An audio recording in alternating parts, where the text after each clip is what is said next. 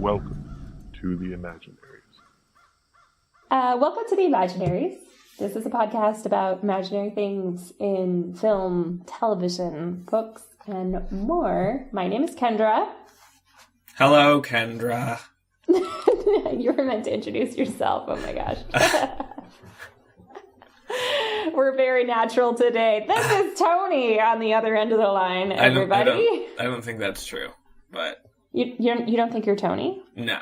Okay, well, we are two people, one of whom is definitely Kendra, and one of whom is possibly Tony. Allegedly. And we're gonna talk about something we are very excited to be nerdy about this week. And that is, in short, the movie Arrival. Correct. So, Tony, I would love to hear from you first, since you are the one who introduced me to Arrival and got me excited about Arrival. I want to know, first of all, what happens? Like, what's a 30-second plot summary? And I also want to know how you got to know about Arrival. That's a lot of knowing, but I want to know everything, so please let me know. Well, let you know.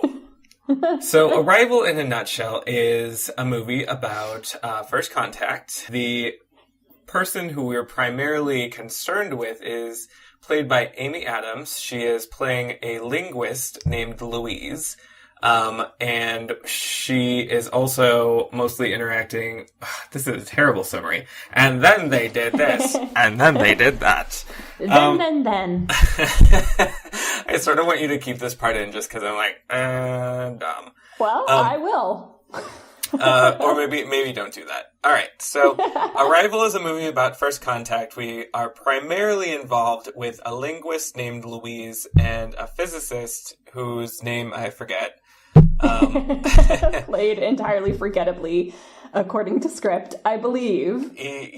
Sure, yes. I mean, I thought he was good. I just don't remember what his name was. David? He seems like a David. No, he's not a David. He's an Ian, I think. Oh, Ian. Yeah, okay. I think of Ian as Jeff Goldblum.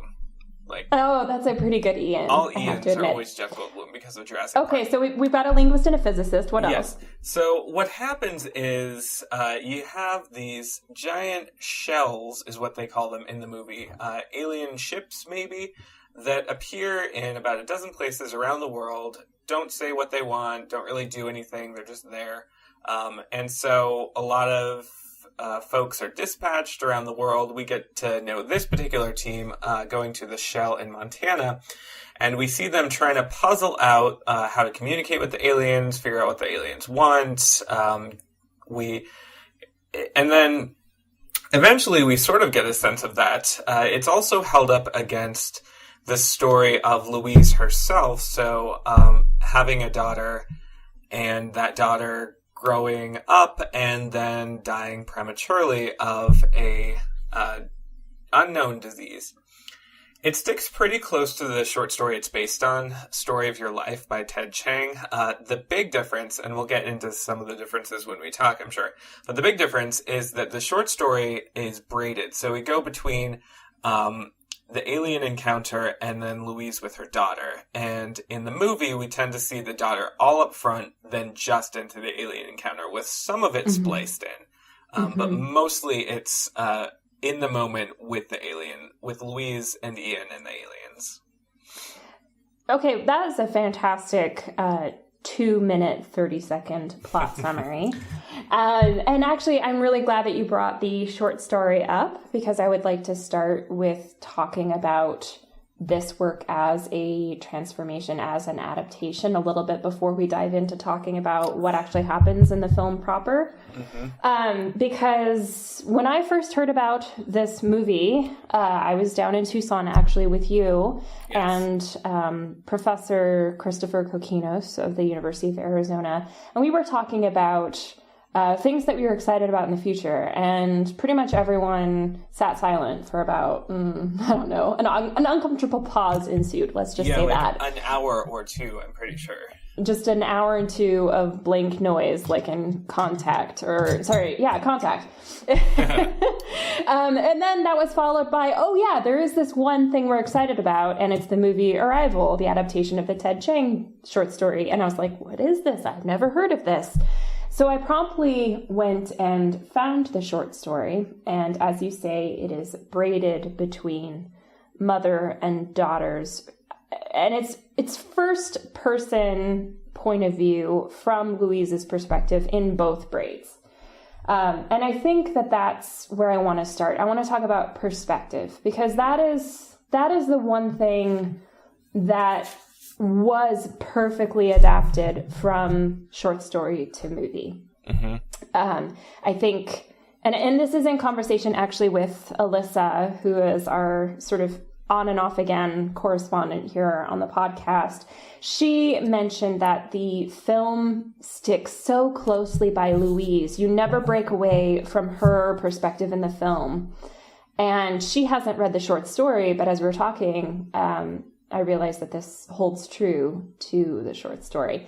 And I think that that's revolutionary for science fiction. Can you think of any other science fiction lately that sticks to one person's point of view? Lately, Ex Machina comes to mind. Contact, if we're going back further. Yeah, but Contact is a ways back, and I think I was impressed by how fresh this short story and this film felt. Mm-hmm. In the context of what's current in terms of science fiction, because the current mode seems to be the Game of Thrones, Game of Thrones pattern, where you have an ensemble cast in whatever situation we're talking about, and you get multiple points of view, and you get multiple storylines threading together. Mm-hmm. And so while you get multiple time continuities braiding together in the story, you never break away from Louise. Like, it's almost uncomfortably close. Most of the time it's just intimate, but sometimes it's uncomfortable because you never look away from what she's feeling. Mm-hmm. Now, what did you think of Amy Adams pulling that off? Oh, I thought she was fantastic. I was really happy with her in that role. I actually, speaking of Contact, as you will probably know or grow to know if you listen to the show, Contact is one of my, if not my favorite movies ever. Our favorite. And I think that Jodie Foster's Ellie Arroway in Contact is just kind of perfection. And I left Arrival thinking that Amy Adams had done a job on par with Jodie Foster in Contact. And I say that because, you know, she has to carry a lot of the humanity of the character and yet respond to things that are very fantastical, very out there. And we sort of know how to, or like we're trained to respond to these things on the big screen in more of a cartoonish way, like playing it very operatic, very space operatic. You know, you have big clashes between good and evil. When folks meet aliens in a blockbuster movie, it tends to be like either there's going to be lots of running and shouting and fighting and blowing things up after, or, you know, it's like the best thing ever and they're angels and whatever. But this movie is it really is much more subtle than that. And I appreciate that. But therefore you have to have a lot of subtlety to a performance in order to carry that off. And I think Amy Adams does it well. And I would actually contrast that with, say, Matthew McConaughey in Interstellar. Because I like Interstellar a lot. My favorites, yeah. But Matthew McConaughey was not the right actor for that role. Matthew McConaughey was the right actor to make the film a blockbuster, but you're right, he may not have been the most emotive character. His like leaning back and stressed facial expression might be one of the most hideous things that I've ever seen on the big screen. Yes, I said, complete aside, but I would have enjoyed Interstellar so much more if Anne Hathaway had the lead. Oh, well, I mean, that's the problem with big science fiction, isn't it? We so rarely trust women, minorities, people of color to carry the emotional work of a film and also keep the plot going. It's like seeing Amy Adams in this role was unexpected, even though we knew that she was a good actress, even though we knew what the plot was going in. Yes. It still felt like a surprise, and I think it's because it's unusual to see a woman doing everything. And that makes me, I mean, this is another aside, but this makes me curious about films like Miss Sloane, which is coming out very, very soon, or out, I can't quite remember.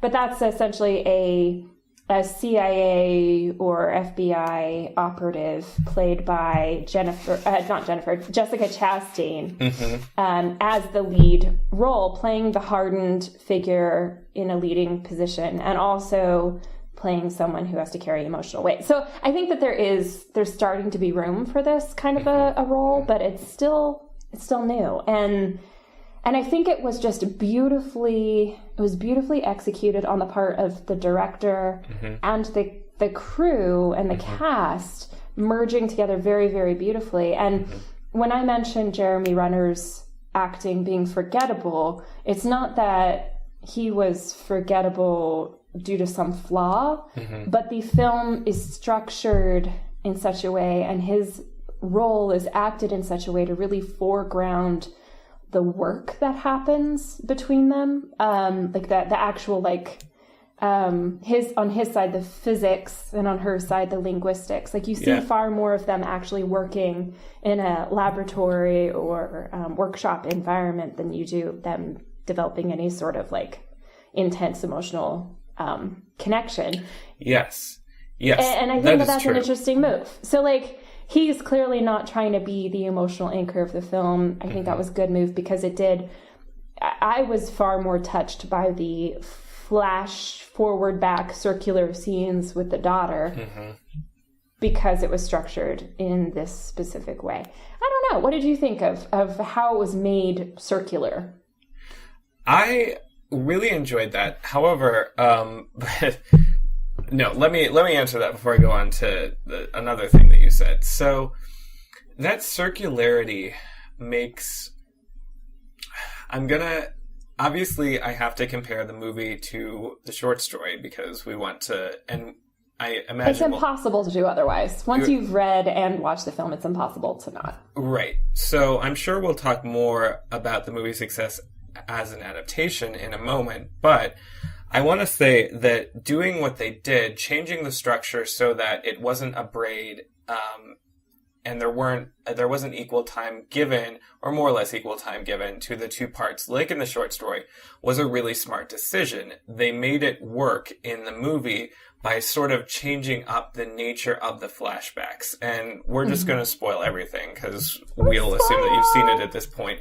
But having the daughter's story right at the front, and then having some flashes that we learn correspond with how Louise is learning to see the universe as a heptapod, learning how they communicate, and therefore understanding their non-temporality, I think is probably the easiest way to say that, was so smart and so interesting, and like such a great development of what wasn't in the story, because it kind of couldn't be in the story, because you have in the film they really had to link that bit of content with the structure that they decided upon, and the story didn't have that structure, so the same content wasn't there necessarily.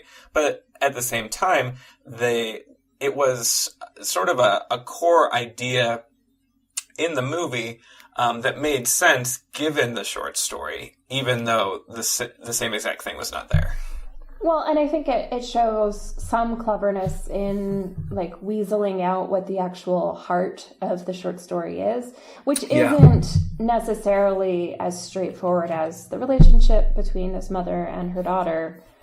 It's more complicated. It's on the nature of perception, I think. So by shifting the proportion of time spent between mother and daughter and mother and aliens, you're foregrounding really, really strongly this notion that how we perceive things and how we speak about things are one and the same. And that was the heart of the piece, how we see things. And it's how she saw her daughter and sees her daughter and will see her daughter that affects the lives of so many people that she works alongside, that she wants to work alongside in the case of the Chinese. It's a cascade effect, but it's not necessarily that the daughter's relationship with her changed things. It's how she saw her relationship with the world and with language.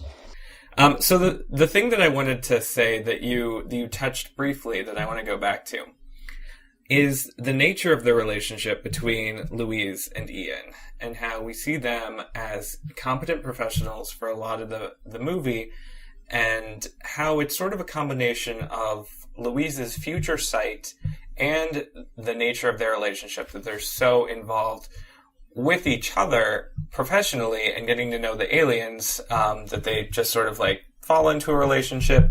And I actually really like that, because it could have really felt like, both in the story and in the movie, like in the short story and the film, like a relationship was shoehorned in, and it doesn't feel like that. It's done in a very small way, very deftly in the short story. And it's done almost in I'm not sure exactly what to call it. Maybe cut this thought out, actually. But I enjoyed how in the movie we got to know them so much more as professionals in each other's company rather than potential romantic partners doing space work. Oh my goodness. Yeah. I mean, because again, it goes back to what is the heart of what this film is trying to do. And it's not set up a sentimental relationship. That's not it. It's an intellectual relationship. And Ian, played by Jeremy Renner, and Louise, played by Amy Adams, the way that they interact on screen makes clear that their relationship is the offspring of an intellectual partnership, which is fostered by the intellectual partnership with the aliens. Like, there's a pretty direct connection. They're brought together by their work with these unknown others. And their ability to communicate clearly with each other is crucial to them being able to communicate clearly with the aliens. So I just think it's a really fascinating move to take the sentimental out of sci-fi, because so much science fiction, even like really, really good science fiction, is rooted in sentiment. Space opera exists as a term for a reason, and this is not at all space opera. It was a little bit more heightened than I was expecting from the short story, which is so very much like just straight up linguistics, just like a thought experiment in linguistics where the unknown happens to be an alien. Yeah. So like it was so much what you might call hard linguistics in the way that we call hard sci-fi. And so like there was this like really important embrace, not kiss, but embrace near the end. And I made the mistake of seeing this film at the same time as a completely unrelated group of college kids. And they were buying everything in the film up to that final embrace. And then all the guys checked out and started laughing. Like, oh no, this isn't romance. Like we got caught in I don't know, like the Lake House movie or something. Or the next Twilight. Yeah, it was like that kind of shift. And I have to say, if that does happen, then that's something that you might need to pay attention to as a director. But by and large, it was just so graceful in how it handled a realistic relationship development. Yes. Without exaggerating anything except for the aliens. And exaggerating the audience's belief that scenery of Quebec can stand in for scenery of Montana. Oh, well, I didn't realize it was not shot on location. Oh, not a single bit. And actually, if you're familiar with Montana, you can kind of pick up on that, because Montana doesn't have a lot of what you might call like a gentle alluvial valley between mountains. We tend to have like glacial valleys that are still pretty clearly carved. And we don't tend to have like these bottoms where really tall, really lush grass grows. Yeah. Like in between glacial mountain ranges. So I was looking at it and I was thinking, this looks like way more like paradisical. Paradisy. That's always how I said it. I've always said it like that. Yeah.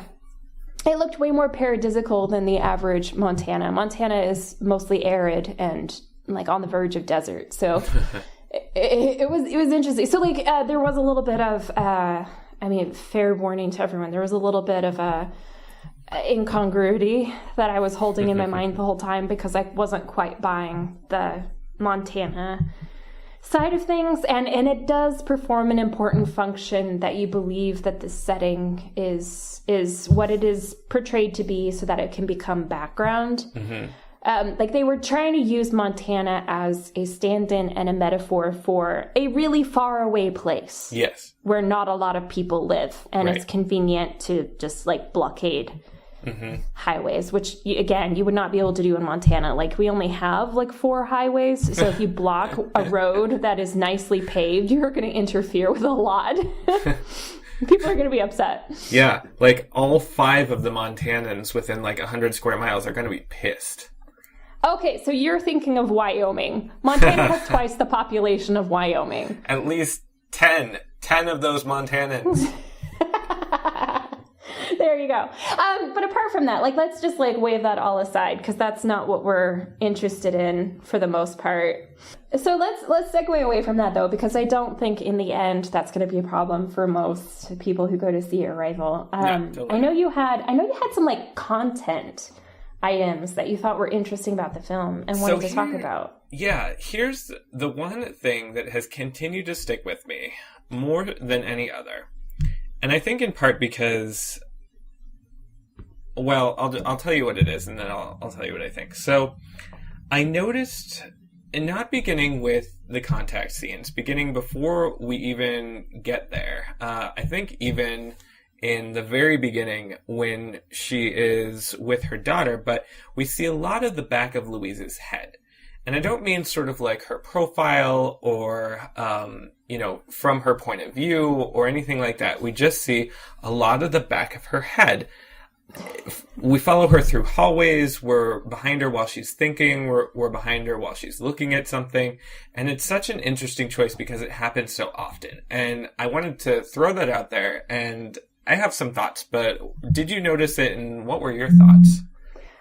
Yeah, I mean, I'm not sure that I would have pulled it out as like one of the defining features of the film, but now that I think about it, it does seem to be important in that it is a firm starting point and entry point for this point of view thing that I mentioned earlier, where we are limited to her point of view, and it's not even that we're seeing things through her eyes, but we're seeing her through the alien's eyes, perhaps, or like we're seeing her as a character in her own story. So often we're seeing the story just through the lens of their emotions, but we are seeing her at a little bit of a remove. And so we're able to maybe process the emotions playing across her face or across the back of her head, as it might be, with a little bit more objectivity as an audience. We're seeing her be affected by things. That did occur to me. We're seeing her be affected by things. And we're being asked to consider how the aliens and their presence is affecting her in very peculiar and specific ways. Like I'm remembering the scene where the final embrace scene. Like we only ever see her face, and we don't see Jeremy Renner's face in that entire hug. We get super close-ups of her face straight on, and we get super close-ups of the back of her head, not including his face. Like, it's kind of hard to explain how that happens, but it does with frequency. And as she's moving through the various set pieces, we're guided through them by following her. It's almost like more of an avatar in a sense. Like, you know how you follow avatars through certain games? Yeah. Like... Not like first person shooter games, but I'm thinking more like you're over the shoulder watching them in like Zelda or something. Yeah, yeah. And I thought, like it's not made so obvious that I was distracted by it. I mean, what do you think? I'm just rambling here, and I know you brought it up because you noticed it. So was it distracting for you? No, it was not, or I should say, I noticed it, but distracting is not what I would call it. I would call it, but I would call it noticeable. I was aware that it was happening.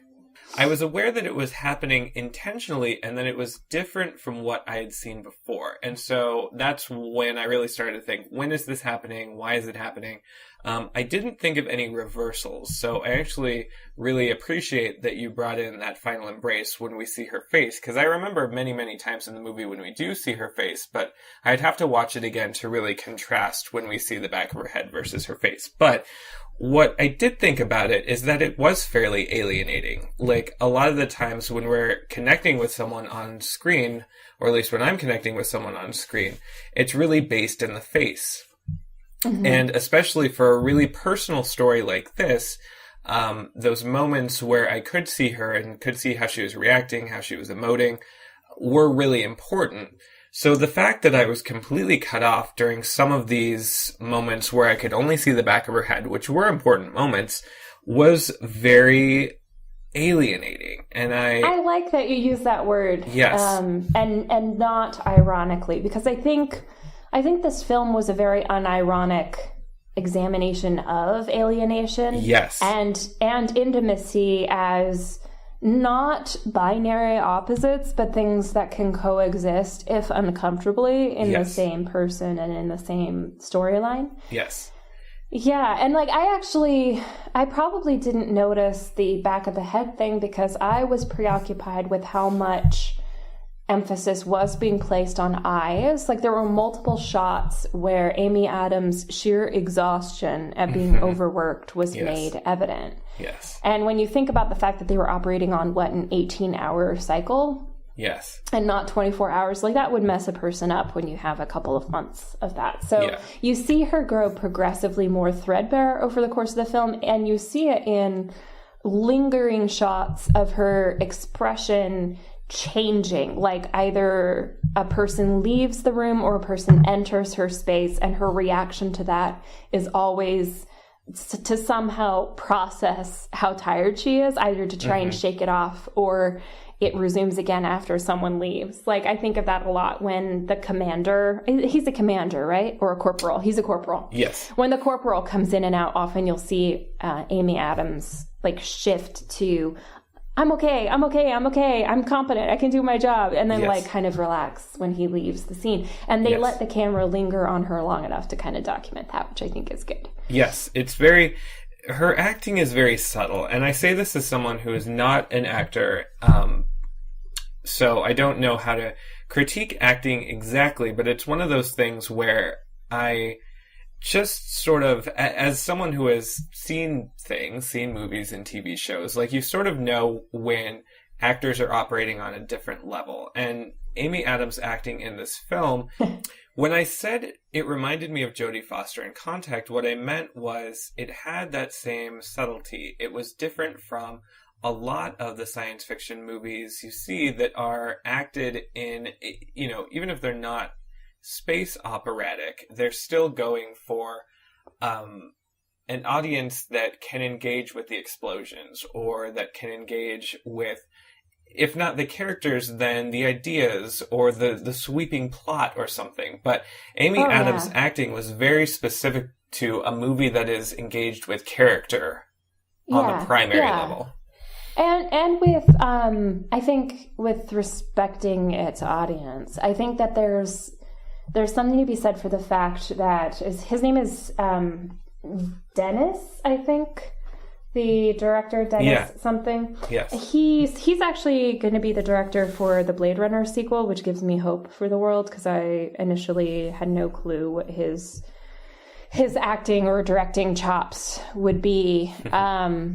But he respects his audience enough to let them have breathing room to evaluate what's happening. He doesn't pull some of the tricks that other directors do when when something weighty or pithy or heavy or intellectually difficult to grasp is happening on screen. He doesn't do any of those really fast musiced over montages of people discovering the solution to their complex mathematical principles and things. Yeah. Like there's not much of that beautiful mind kind of stuff happening here. He actually shows the linguistics happening at pace on screen. He doesn't try to analyze it too much for you. He shows you them building the computer algorithms to analyze the alien language and to then generate, kind of a translation system. And I think that trusting your audience is exactly what Ted Chiang does in his short stories. So I love that part is held true to in the adaptation. Yes. I mean, there's a lot of things that are added. Like there are moments of high drama that are sprinkled throughout that were not in the short story. And I think we've mentioned before that there are going to be spoilers in this podcast episode, and so it's not out of step, I think, for us to mention that two of those moments are when the Joe Schmo soldiers set off an explosion because they want to essentially spark a crisis and get the aliens away. And the second moment is when she's trying to reconcile the American government with the Chinese government, which is starting to take hostile action. Yes. And so there's these two really big moments that aren't in the short story, but they still did the work of the short story for the most part. Yes, and my thought for those two moments is that the short story sort of carries itself because the two braids are running along, even though they're not following, especially the story of the daughter isn't really following a linear temporal trajectory. But at the same time, the story of Louise in the present, I'm doing air quotes again, in the present, with the aliens, is carried along. Its momentum is sustained by switching back and forth between the daughter's story. Because we don't get that in the movie, they really needed something else to sort of like drive it along. And I thought that inserting the soldiers who are going against orders, and by inserting how the alliance of the folks who are talking, who are at the different shells, falls apart, and then the Chinese and other shell teams start to move forward against the aliens, was very smart, because it kept what could have been sort of a saggy main story going and feeling really sharp at the same time, and really coming towards a very triumphant climax when we see Louise and, I think it was a month or two hence, with the Chinese admiral or general? I forget what. I want to say admiral, because they kept showing ships, so I'm going to go with admiral. I feel bad. I should know this, but it's one of the two. Yeah. So anyway, when we see her and the Chinese admiral a month or two hence, and we're still in the present moment, and Louise is being chased through the camp and ordered to put down the phone because she knows his number and knows what to say because of the future. Like, I thought all that was actually very, very well done. Oh, it was beautifully managed. And this brings me to another point, and I don't know if this rated your list, but in talking with Alyssa, who has not read the short story, I was talking about how things were progressing as someone who was completely unsurprised by the twist. I hadn't even really realized that there was a twist to be surprised by. Right. But because she hadn't read the short story, she thought for about the first half or 3/4 of the movie that those scenes with her daughter were memories of Louise's past. And so the moment where things clicked for her was when the daughter asked about the non-zero sum game, the non-zero sum equation game, or non-zero sum game. Non-zero sum game. When she was asking about that, and Amy Adams' character said, "Your father's the one to talk to you about that," essentially. And so, like, that was when she started to get a clue, and she figured it out by the time that Amy Adams falls into Jeremy Renner's arms, but not romantically, out of exhaustion. Yes. And is like, I forgot how good it felt to be hugged by you. Yeah. That was the moment. And that's really close to the end. So Yes. I think that for people who haven't read the short story, there's probably something really pleasurable in how the momentum of those forward, future, past memories are operating, like something really surprising. Yes. And that was ruined because I read the story. True, but the same twist is in the story, and it was very pleasurable in the story. And because I knew what was coming, I actually think that I mean, obviously, I can't exactly compare this to a Control Me for whom this wasn't true, but I enjoyed the movie more so having read the story first, because I knew that twist was coming, and so I got to see how the movie accomplished that, and did a whole lot of stuff as well. But I sort of got to, at the same time I was enjoying the movie, I got to enjoy a little bit of what was going on under the hood, because I knew the story already, and that was really fun. Mm-hmm. And I think... Oh, but can I say one thing? Unless you want to connect absolutely. it to that. Continue. No, continue. So I want to grab onto something that you said a while ago, actually, that this movie is unironic, unapologetically unironic. And I think that the same is true for the short story. And I really enjoyed that. Like, there's no sense of either the short story or the movie being too cool for school, or like it has to apologize for being forthright in its emotions, or showing its characters like knowing what the shit they're doing, or being, reacting to things in a realistic way.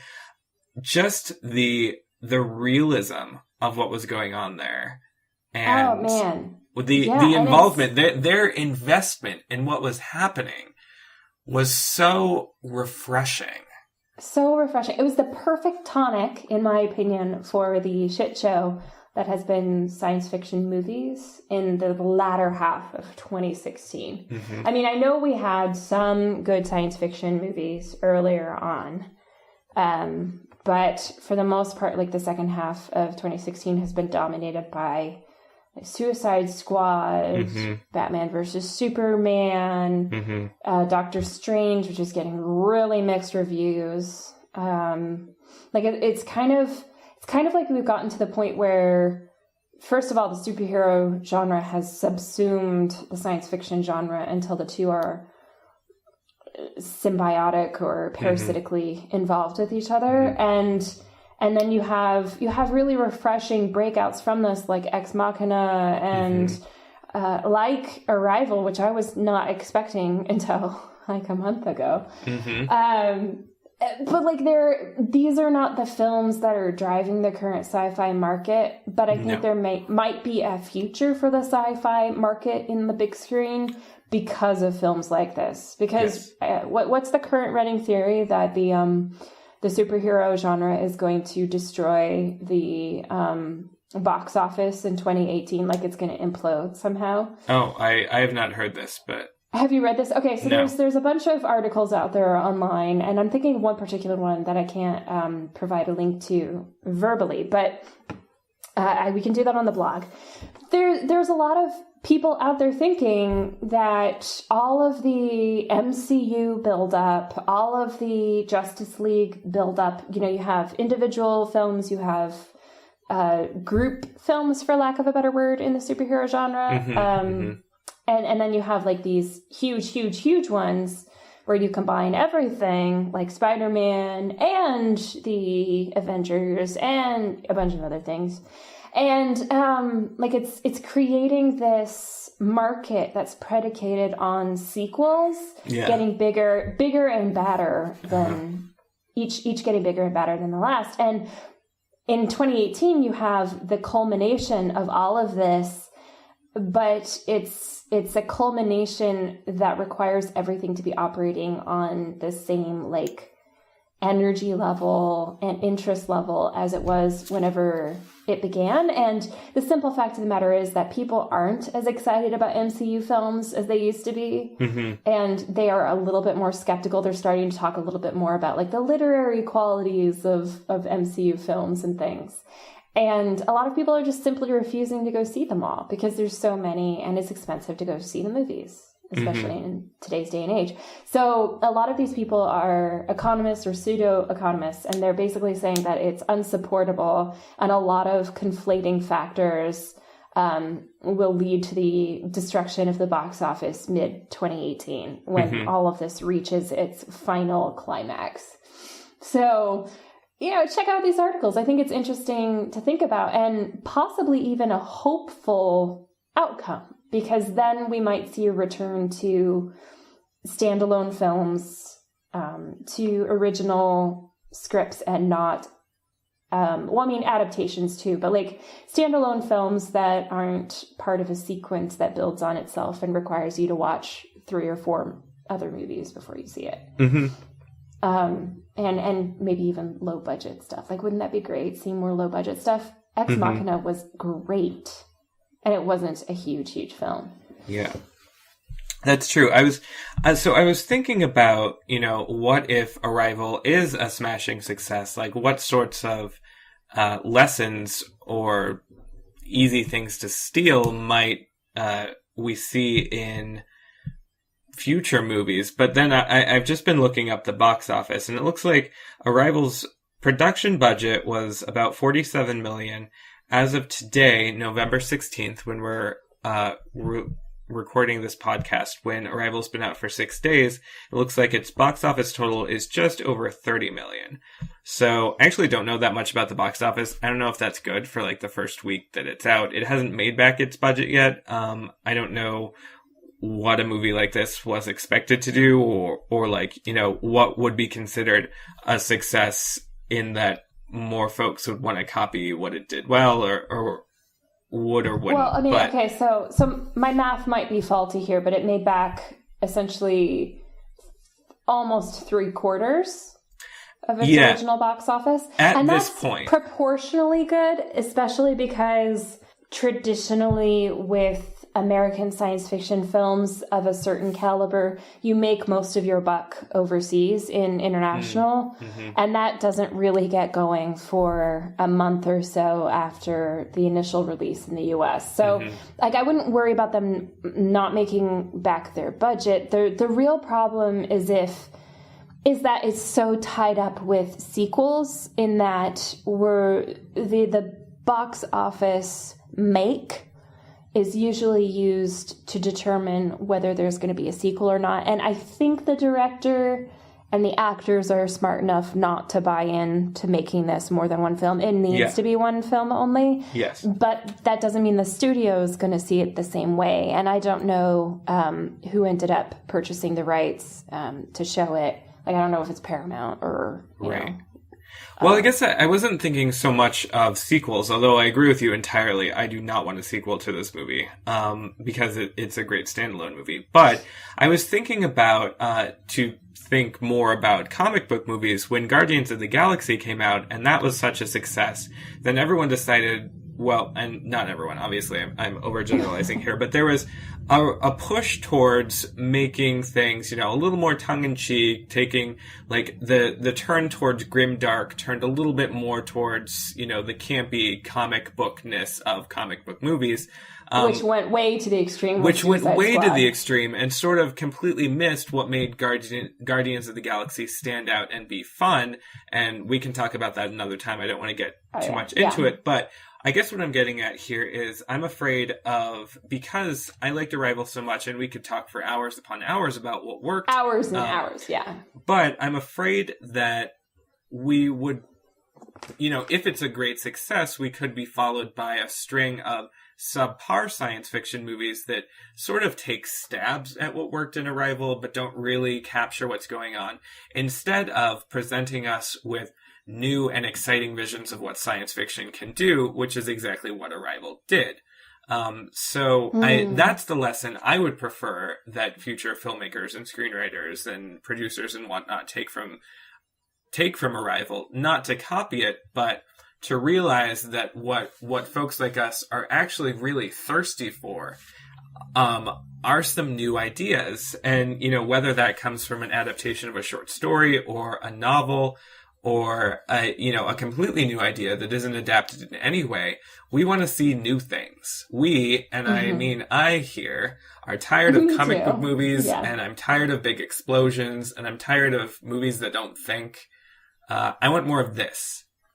I agree. And I think one of the things that's really appreciable about like the fine tradition of movies that we passionately love, Contact, and this movie is definitely another example, is we like the rawness a little bit to still persist through the final cut, in that we don't want a film that's so slick we can't see the humanness in it. And I think with a film like Suicide Squad, even a film, in my opinion, like Guardians of the Galaxy, you don't see a lot of the humanness underneath the surface. You don't even give the actors a chance to really act, because you're so wrapped up in making sure that all the plot happens and the action sequences are pulled off perfectly. And so you're more, it trickles back and back and back and back in the production process, all the way to casting, because you have to make sure that your actors are capable of pulling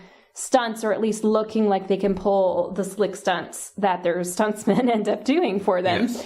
And so, like in Guardians of the Galaxy, you've got Zoe Saldana, like, ripping around in, spandex or whatever, and she's not given a chance to act, and she is the one actor in Guardians of the Galaxy that can act, really. I mean, Chris is, whose last name I can never remember, he's got comedic timing, but I don't feel convinced that he can carry like a truly emotional movie, which actually, can I use that as a segue? Yes. Because it's perfect. We're talking about like the future of sci-fi and what's coming up. Well, there's another sci-fi movie coming out. I know exactly what you're going to tail end of 2016, and it's the movie that they show the trailer for when you go to see Arrival in Kalispell, and it is Passengers, featuring Jennifer Lawrence and Chris, whose last name I can never remember. And it looks like everything I don't want to see in science fiction after seeing a movie like Arrival, Thank you. Yes. I even before, because it was a preview where I was too. Actually, I saw this movie in San Diego. So, and it was, I just looked at it and I was like, you are so full of style. And I mean, it was basically like, seeing that preview was like walking into an Apple store. You can maybe touch some of the laptops and like play around with the computers and like draw on the iPads or whatever. But it's, there's someone who's going to come over and sort of like, one of the slick looking Apple people is going to come over and like shoo you out of the store if you do anything too bad. Like, that movie was just so safe. Just from like the 2 minutes I saw of it in the preview, I was like, oh, we have two really pretty white people in space on a really pretty cruise ship in space, which is going to probably another really pretty place in space, except they have to save the ship, which of course they're going to do, because obviously, like, I don't need to see this movie. Because once you care about the romance between two characters, seeing them die isn't really an option. Right. It basically looked like, and this is the converse of what I was looking for in terms of new sci-fi ideas. Nothing in that preview is new. And I don't want to judge this movie prematurely. It's possible that... Oh, no, judge it prematurely. What fun is not judging? Well, it's entirely possible that they, the production team put out that trailer specifically in the movie as something completely different. I have seen that happen before. Nothing is coming to my mind right now as I try and think of where I've seen it before. But it has happened. So it could be that they're going to do a bait and switch and the movie is actually very good. I don't think that's probable, but it's possible. But I mean, there are very few previews lately that have failed to capture the spirit of the film. Like, true. I feel like the trailer for Arrival was pretty spot on. Yes, the trailer for Jupiter Ascending was pretty spot on. Yeah. I mean, can you think of a bait and switch? No, not off the top of my head. No. But, this movie, it looks like a new property. I'm not sure if it's based on anything. If it's an adaptation. Even if it is, it's not part of a series yet, a movie series, that is. It is, for all intents and purposes, new in the same way Arrival was new. And yet, it misses the mark so obviously, so clearly, that I am so very glad that we got Arrival. And really not looking forward to what the message is if this movie, Passengers, makes bank and Arrival doesn't. Because that's sort of depressing. So, in short, I guess we're recommending our listeners go see Arrival. Go see Arrival. And wait to see Passengers until the reviews are in a little bit. Don't give them your bucks until you know that you want to fund more like it. I think that's actually what I'm learning most about the economy, about the electorate in America. Yes. Like, really, things go where you put your bucks. Yes. And yes, which is just, so speaking of that, this is kind of an aside and a shout out, because while I was in San Diego and saw Arrival, that same day I went to the genre bookstore. It has science fiction, fantasy, horror, I think mystery as well, but Mysterious Galaxy, which was a wonderful store, and I want to go back. But I mostly buy used books, usually from one of the used bookstores around Tucson. But I went here and I bought several books, new, full price, whatever, because I want stores like Mysterious Galaxy to exist. I want them to be out there. Mm-hmm. And I would even, riffing off of that, I would try and sell listeners to go to this store in Missoula called the Book Exchange, where you can trade in books that you've finished and no longer want to get credit. They don't accept all of them, but they will scan them and see if they want to stock it, and then they'll give you credit, which then you can spend on used paperbacks. You can just trade out, but you can also get some actual money back and put that towards new books there. So it's a way of feeding them and them feeding you back and supporting local businesses. And I think just in light of our shared years in Tucson when we were in grad school and we were immersed in this hyper literary community that was trying to sell us on this independent bookstore or on this little feminist bookstore or this other local coffee chain mixed with a bookstore. It was kind of hard to know, to divide between what was hip in the literary community and what was actually valuable. But I would say, in general, you're not going to have such a jackpot for the literary culture as you do in Tucson. It's really important to support local bookstores when you live in a place like Missoula, where you pretty much have one. In fact, we lost one of our other big bookstores lately. Hastings just closed down a couple months ago. So it's as important as ever, and just really magical things happen in bookstores. Yeah. So I feel like we're reaching possibly the end. Were there any thoughts that we haven't dealt with on your list of thoughts to deal with? There were no big ones remaining. I know you wanted to talk about the soundtrack though. And I don't know that I have anything really smart to say about it other than I liked it in the same way that I liked, and here's going to be a comparison that's really far afield, but Atonement. Do you remember Atonement? Okay, I'm going to confess something to you here. Okay, please. I never saw Atonement. Oh, I have heard the soundtrack, bits of it, because they've used bits of it to be the score to other movie trailers. Yes. But I have not sat down and listened to the Atonement soundtrack, and I have also never sat down and watched Atonement. I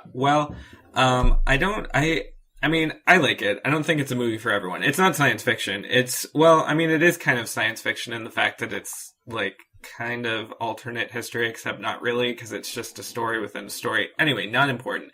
The important thing here is that I am comparing the soundtrack of Arrival to the soundtrack of Atonement, because they both use this sort of found instrument quality. In Atonement, it's all about the typewriter. The typewriter, as it's being used in the movie, actually bleeds into the soundtrack and forms part of a rhythm section for the soundtrack. Again, I'm not a music person, so I don't know the terms to use here. But Arrival seems to do that as well, in that because we have sort of like alien sounds on the parts of the heptapods, alien sounds in the heptapod's environment, those sounds sort of bleed over into the soundtrack. Not the same sounds exactly, but the soundtrack is based in part on just these weird sounds produced by instruments that I didn't recognize, made to sound disquieting, I think, again, to really unsettle me as a viewer, as a listener, and make me feel a little alienated. Like, is this music? What is going on here? Like, what is happening? So I wanted to say that first, because I know you just heard an interview on NPR with the soundtrack composer. I did. It was really providential, actually, because I live in a town with a 2-screen theater, and so they really have to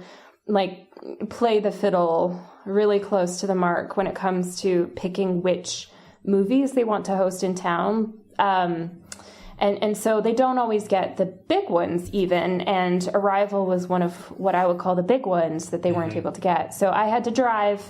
And when you live in this town, you either drive north an hour and a bit to get to Kalispell or south an hour and a bit to get to Missoula. And I always, of course, listen to my local NPR station. And it just so happened as I was hitting the Kalispell boosting station for NPR, like I was just in range, they started this interview with Jóhann Jóhannsson, who is the Icelandic composer who scored Arrival.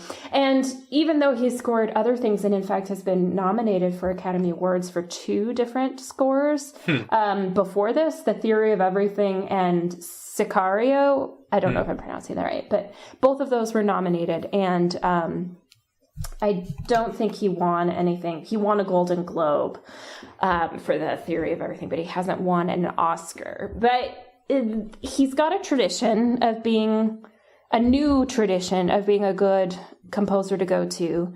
And in part because of this Icelandic craze that we have going on in America. There's definitely a trend towards it in both in folk music informed by Icelandic music and in terms of larger scale things like I think there's a whole bunch of Icelandic singers who are actually really big. Like, I don't know. But you even see it in Sense8. Yeah, that's what I was thinking, actually. Right? Yeah. Yeah. Like, Icelandic music as a whole is making it very big. In fact, there's this Icelandic music festival every year that the folks from NPR Music go to.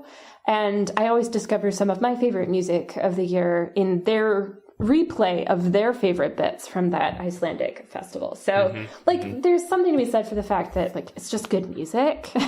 And then also for the fact that they're bringing a new sound that's really starting to pick up. Like it's starting to become popular, but it's not quite so ubiquitous that we're sick of it. Yeah. And this interview was pointing out that combination of found sounds and traditional string orchestra features, combining that with the human voice. So there's a couple of tracks in the soundtrack to Arrival that feature almost not glottal, but like choral notes that are played in a slightly unusual key and are repeated at a slightly unusual interval. So they create a disjointure that's subconscious, but they also, because it's using the human voice and not an instrument, it's intimate. It's intimate in a way that hitting the same note on a piano key wouldn't be. When you hear a voice singing, ha, ha, ha, ha, ha, again and again and again, like it's different than just like ding, ding, ding, ding, Right, totally. I'm, of course, like not the person you want to go to actually talk music, but I enjoyed the times at which the music was being foregrounded and making you feel even more alienated than even the acting and the cinematography, which is fantastic in its own right. Yes. Then they were making you feel. And I enjoyed the moments when it was in the background and not really breaking through or distracting you. The one moment when I was like, oh, I really wish there wasn't music in the scene. Was when they were first going up into the belly of the shell. And I think part of it was because that was a new introduced element from the short story. I was like, what's happening here? That was the first moment where I was like, this is not what I expected. Slow down. I need to absorb the fact that we're going off script. Yes. So I don't know how much of it was that or not. But like, I wanted to bring up the soundtrack too. We haven't talked as much as I would have liked, and I know we're running out of time, but we haven't talked as much as I would have liked about the linguistics as a plot device. Like the actual structure of language and how it makes things knowable and how our perception of time is integral to our use of language. So those are all like a constellation that you can't separate. I thought it was really beautifully handled. And one of the elements of language in this film was music. So the music adds a layer of commentary on an already complex story, and it's almost always the perfect note to be added. Yes. Like, what did you think of the translation being the story, the linguistics being the story, the mode in which this is created? I loved it. And I thought they had the production team had their work cut out for them, because you can do all sorts of things in a short story that when you put it up on screen, you're like, okay, what do we have to do? We have to make these totally non-human aliens with not only a completely non-human spoken language, but a completely non-human written language that is like the point. Like, we can't just put it in the background. Like, that needs to be all up front. And the production design for this movie was just flawless. Like, the design for the heptapods, the sound design for their environment, for them speaking, the design of the language itself, and the way they controlled it and then, produced their, I don't want to say sentences, but I forget what the word they used in the story. They're kind of glyphs. They're kind of glyphs. Yeah, right.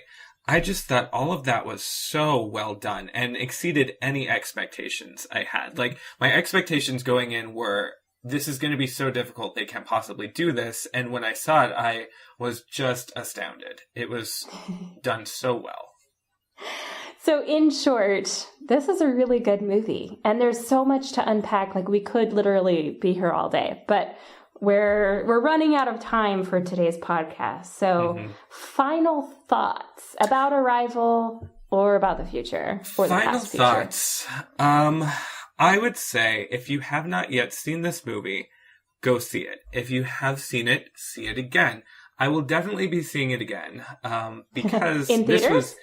I can't swear to that just because I tend not to go to that many movies in theaters anyway. But I would see it again in theaters. However, I definitely will see it again out of theaters. But this was easily my favorite new movie of the past several years. Like, this is such a pitch-perfect science fiction movie. And my hope for the future is that this inspires more of, I don't want to say more of the same, more of the difference that we see in the movie. So that's my final thought. How about you? Oh, I like that. I like that as our final thought. I don't know if I would say this is the best movie I've seen in 2 years, because I personally was moved to tears by Ghostbusters, Mad Max Fury Road, Interstellar, and The Martian. So, like, I think that we've got a growing pantheon of remarkable science fiction, both in terms of fairly straightforward adaptations like The Martian, original scripts like Interstellar, and this short story adaptation in Arrival. Like, I think that there is variety in science fiction. I think we just need to make sure that we foster more of it so that if the market implodes in 2018, these are the films and these are the traditions and the legacies that help us pick up the pieces and put something new back together again. Yes. Oh, and I also did like Ex Machina, not quite on the same level as Interstellar, which hit all of the right emotional buttons for me just because it dealt with like certain quest storylines and father-daughter storylines that, touched all of my daddy issues that I've got going on. Things to look forward to in the upcoming weeks. Yes. Starship Troopers. How about that? Yes. Oh, yes. Because you have been telling me for a while now that I needed to read and watch Starship Troopers. And I have done the movie. I have watched the movie. It was wild, but I stuck it out. And then now I'm about not quite halfway through the novel. So that's on the list as soon as I finish it. What else do we have coming down the list? Do we have another Beauties of Science Fiction podcast coming down? Yeah. We're going to do another of the 7 Beauties of Science Fiction based on, what's his first name? It starts with an I. I always forget this. His last name is Chichery Rone. Oh my god. Yeah, right? How do we remember that? But it's fun. It's fun. Yes, Istvan Chichery Rone's 7 Beauties of Science Fiction. So another one of those will be coming up. You're almost done, or you are done with Mother of Eden. I am done with Mother of Eden. So that might actually be the next. It might give me time to process Heinlein and everything that's happening there. So how about we say this, dear listeners, that you can look for a podcast either about Starship Troopers or the 7 Beauties of Science Fiction or Mother of Eden, the sequel to Dark Eden, in the next week. Yeah. And then the others will shortly follow. Yes. And we do actually still have a couple in the pipe that need editing. I think one of those is actually Dark Eden. So we can't do the Mother of Eden one until that one comes out. So look for that as well. Yeah. Okay. So look for Dark Eden in the next couple weeks as well. And we will try to order ourselves so that we don't create a time loop like you see in Arrival. And yes. Okay. Yep. So thank you so much, Tony, for a fabulous podcast. And if you're looking for more information about us, where do you find us? You don't, ideally. Like, we like our privacy. But if you want to go online and find out more about the podcast, then we are on SoundCloud. We are on iTunes or the podcast app if you have iOS. We are also... Where else are we? Is that it? We have a website. Oh, yes. A website blog. I mean, it's very basic because I haven't exercised my coding skills since I worked 2 jobs. But the address is www.imaginaries.us. And you can find links to our podcast there. I believe Alyssa has committed to putting up something like her top 5 favorite things about Arrival on the blog in the coming weeks. And we can look for more content like that as we process things. And as NaNoWriMo finishes and I get part of my life back. So cool. Yeah. Okay. All right. Have a great imaginary life, people. Catch you next time.